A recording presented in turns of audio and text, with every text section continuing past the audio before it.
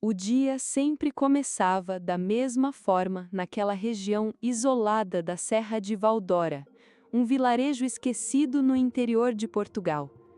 O canto distante de um galo ecoava entre os morros, o vento frio agitava as folhas secas e o cheiro de terra úmida se misturava ao aroma forte do café no fogão a lenha. Era assim que vivia Mateu Alencar, um homem marcado pela solidão e pelas perdas. Mateu acordava antes mesmo do sol nascer, como se carregasse no peito um relógio invisível que não lhe permitia descansar. As botas pesadas estalavam no assoalho de madeira antiga, e aquele som era o único que quebrava o silêncio da casa. Não precisava de palavras, o silêncio era sua única companhia. A fazenda que herdara dos avós era pequena, quase humilde demais, mas era suficiente para ele. 2 cavalos, algumas cabras, meia dúzia de galinhas e uma horta improvisada. A presença dos avós, Amália e Geraldo, parecia ainda caminhar pelo lugar, mesmo anos depois de mortos. Foram eles que o criaram, após a morte trágica dos pais em um acidente na estrada. A avó sempre dizia: dor é como saco de trigo, se não souber ajeitar no ombro, despedaça o corpo inteiro. Aprenda a firmar o coração, menino. Foi entre conselhos e trabalhos no campo que Mateu cresceu, aprendendo a ler os sinais da natureza, a contar estrelas e a entender o silêncio dos animais. Aos 25 anos, acreditou ter encontrado amor verdadeiro em Helena Duarte, filha de comerciantes da cidade vizinha. Ela dizia amar o cheiro de terra que o cercava, a barba por fazer e os sonhos simples. Mateu construiu um quarto extra na casa, plantou jasmins ao redor da varanda e guardou moedas numa lata velha, imaginando o vestido branco que ela usaria. Mas o sonho se desfez em tragédia. Numa tarde chuvosa, Helena desapareceu. Alguns disseram que caiu no rio tentando atravessar, outros que foi levada pela correnteza. Tudo o que restou foi o eco da água levando embora a vida que ele sonhara. Desde então, Mateu fechou o coração, jurando nunca mais se entregar ao amor. Os anos passaram e Mateu aprendeu a conviver com a dor como quem carrega um peso preso à alma. O silêncio da fazenda se tornou mais denso e os poucos vizinhos que ainda viviam em Valdora já o viam como um homem fechado, quase uma sombra. Falavam baixinho em tavernas e feiras. É o rapaz que perdeu tudo, melhor não se aproximar demais. Mas a solidão não o assustava, pelo contrário, parecia protegê-lo. Até que uma noite de inverno mudaria tudo. O vento soprava forte, fazendo ranger as janelas, quando Mateu ouviu batidas frenéticas à porta. Num primeiro instante pensou ser apenas um galho solto, mas o som persistiu, acompanhado por uma voz fraca, quase um sussurro. Ao abrir a porta, encontrou uma jovem ensopada pela chuva, com os cabelos grudados ao rosto e os pés descalços, cobertos de lama. Ela tremia tanto que mal conseguia se manter de pé. Seus olhos, de um verde intenso, estavam tomados pelo medo.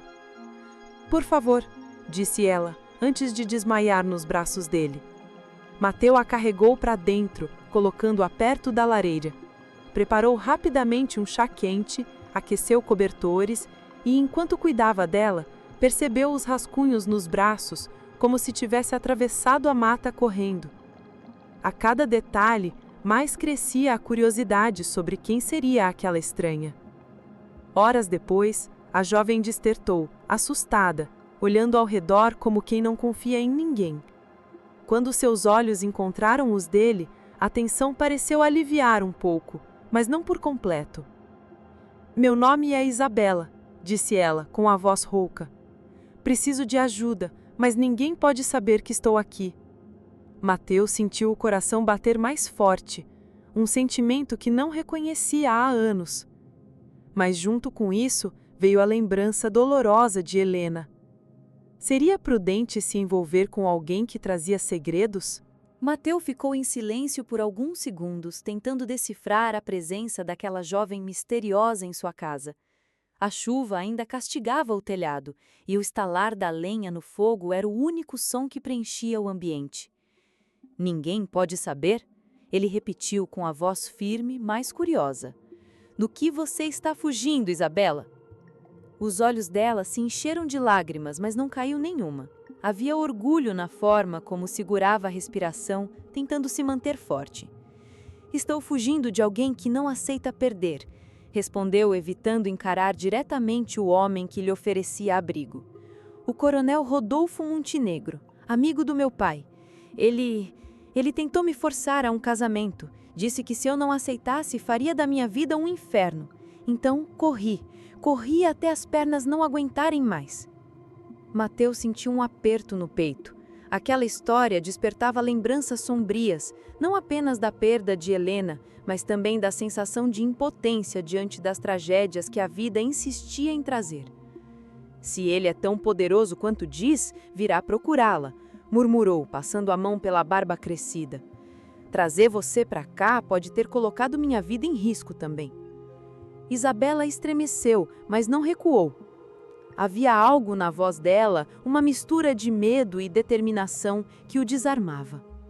Eu não tinha outra escolha, Mateu. Só me restava confiar no primeiro coração bondoso que encontrasse no caminho. As palavras dela ecoaram na sala, quebrando as paredes invisíveis que ele havia erguido ao redor do próprio peito. Pela primeira vez em anos, sentiu-se dividido entre proteger a própria solidão e estender os braços para alguém que precisava dele. O luar atravessou a pequena janela, iluminando o rosto delicado de Isabela. Era como se o destino o estivesse testando mais uma vez. E Mateu sabia que, ao abrir aquela porta naquela noite, algo dentro dele também havia sido aberto. Nos dias que se seguiram, a presença de Isabela mudou o ritmo da fazenda. O silêncio, que antes parecia um peso, agora era preenchido por conversas baixas, pelo som da chaleira apitando e até pelas risadas contidas quando ela se atrapalhava tentando ajudar nos afazeres.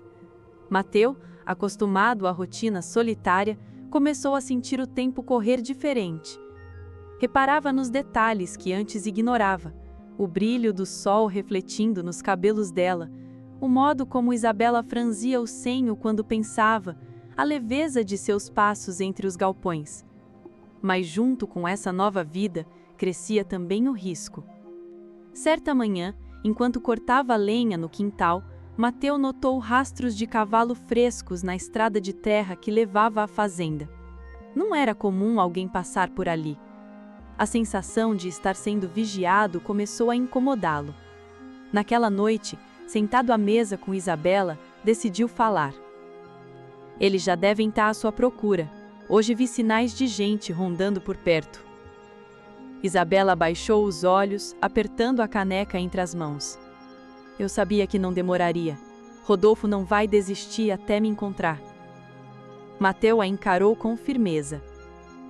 Você me colocou no meio dessa guerra sem me avisar, mas agora já é tarde para voltar atrás. O silêncio pairou entre eles, pesado. Então, com um fio de voz, ela disse: Se quiser que eu vá embora, eu vou. Não quero arruinar a sua vida. Ele respirou fundo, olhando para a chama da lamparina que tremeluzia sobre a mesa. Cada parte racional de sua mente gritava para deixá-la seguir, para proteger a paz que tanto custara a conquistar. Mas havia algo mais forte, algo que ele não conseguia controlar. Não, Isabela. Sua voz soou mais firme do que esperava.